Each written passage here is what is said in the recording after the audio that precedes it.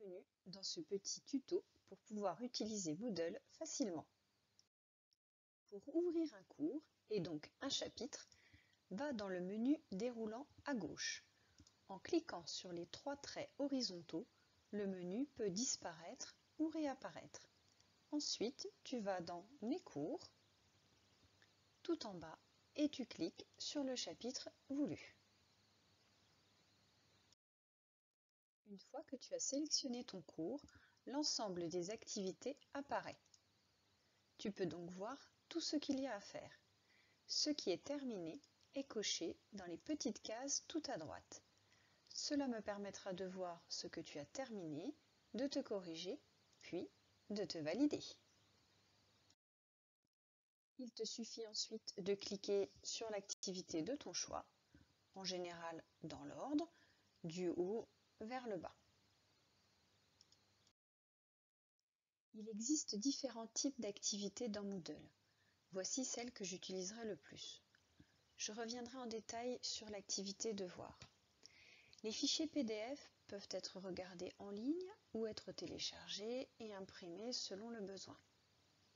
Les vidéos sont lues directement dans Moodle alors que les pages web vous envoient vers une autre page internet. Les différents jeux ne sont pas notés, ils sont juste là pour que tu puisses t'entraîner. Dans le glossaire, tu pourras trouver toutes les définitions du chapitre, les mêmes que celles qui sont dans le manuel. La plupart des activités que j'ai sélectionnées sont des devoirs, car c'est le seul type qui te permet de me redonner ton travail. Je désactive les notes ou les compétences, il n'y a donc pas réellement de devoirs notés. Il te suffit juste de faire la même activité que d'habitude en classe.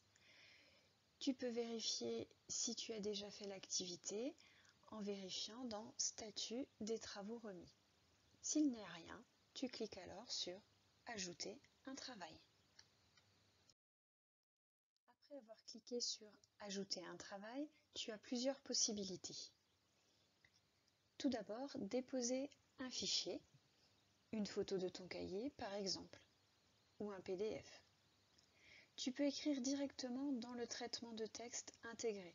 S'il s'agit de répondre à des questions du manuel, tu peux le faire directement à cet endroit-là. Tu peux aussi déposer une vidéo ou un audio. Si tu souhaites t'enregistrer, il n'y a aucun problème.